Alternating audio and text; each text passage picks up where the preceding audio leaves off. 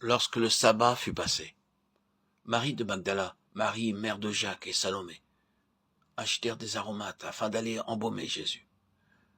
Le premier jour de la semaine, elles se rendirent au sépulcre de grand matin, comme le soleil venait de se lever. Elles disaient entre elles, qui nous roulera la pierre loin de l'entrée du sépulcre? Et levant les yeux, elles aperçurent que la pierre qui était très grande avait été roulée. Elles entrèrent dans le sépulcre, virent un jeune homme assis à droite, vêtu d'une robe blanche. Et elles furent épouvantées. Il leur dit, ne vous épouvantez pas, vous cherchez Jésus de Nazareth, qui a été crucifié. Il n'est ressuscité, il n'est point ici. Voici le lieu où on l'avait mis. Mais allez dire à ses disciples et à Pierre qu'il vous précède en Galilée. C'est là que vous le verrez, comme il vous l'a dit. Marc 16, 1, 7.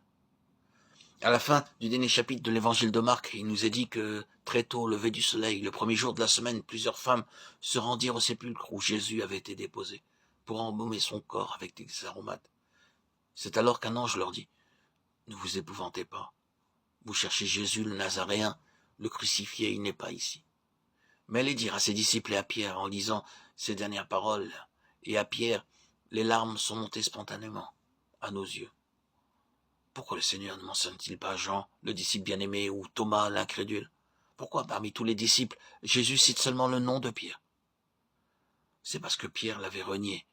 Pierre s'était rendu coupable d'une si grande offense que sa position devant le Seigneur pouvait en être altérée. Le Seigneur n'avait-il pas solennellement averti ses disciples? Celui qui me reniera devant les hommes sera renié devant les anges de Dieu. Luc 12, 9. Supposons que nous ayons été à la place de Pierre. Qu'aurions-nous ressenti après avoir renié le Seigneur? N'aurions-nous pas pensé, j'ai réellement commis ce péché odieux, moi, Pierre, qui était avec le Seigneur sur la montagne de la transfiguration, moi, Pierre, qui était avec lui dans le jardin de Gethsémané, je l'ai renié. Je ne peux plus demeurer dans la présence du Seigneur, ma vie est ruinée. Et dire que le Seigneur m'avait averti avant que tout cela n'arrive et je ne l'ai pas cru.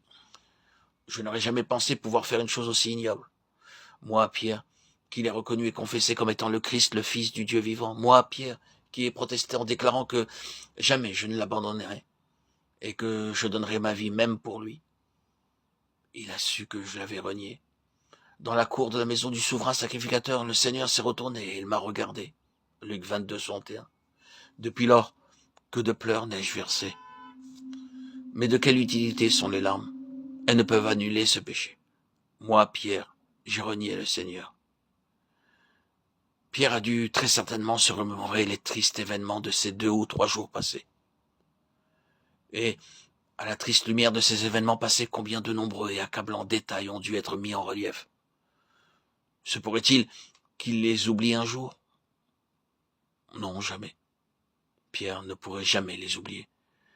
Mais le Seigneur réussit à dissiper toutes ses craintes et ses mauvais pressentiments par un seul mot. Oui, Pierre avait péché, mais le Seigneur lui a adressé un message particulier pour l'assurer qu'il était toujours l'objet de son tendre amour. Allez dire à ses disciples et à Pierre qu'il vous précède en Galilée. C'est là que vous le verrez. Les disciples sont allés voir le Seigneur et Pierre est allé avec eux. Pierre est allé voir celui qu'il avait renié, sans qu'aucune ombre ne vienne obscurcir la vision du Seigneur. Ce court et simple message du Seigneur avait transformé tout son horizon. L'amour du Seigneur avait comblé le fossé qui les séparait. Un seul parmi les autres évangiles rapporte ces mots, et à Pierre. Avez-vous remarqué qu'il s'agit de l'évangile de Marc?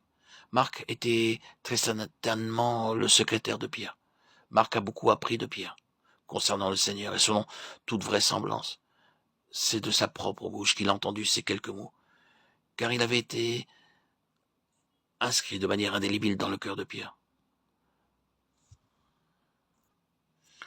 Frères et sœurs, lorsque vous approchez de la table du Seigneur, le souvenir de vos manquements passés se réveille-t-il en vous, remplissant vos cœurs de crainte? Vous avez confessé vos péchés, vous avez saisi de remords, amèrement pleuré, vous vous êtes sincèrement repenti, mais un étrange sentiment d'éloignement entre vous et le Seigneur demeure encore et tente de vous envahir. N'essayez pas par vos propres efforts d'en franchir la distance. Permettez-lui simplement de le faire. Son amour a pu parvenir jusqu'à Pierre pour le sortir de sa triste situation et de la conscience de son péché, et pour l'introduire dans la chaleur de son intime communion.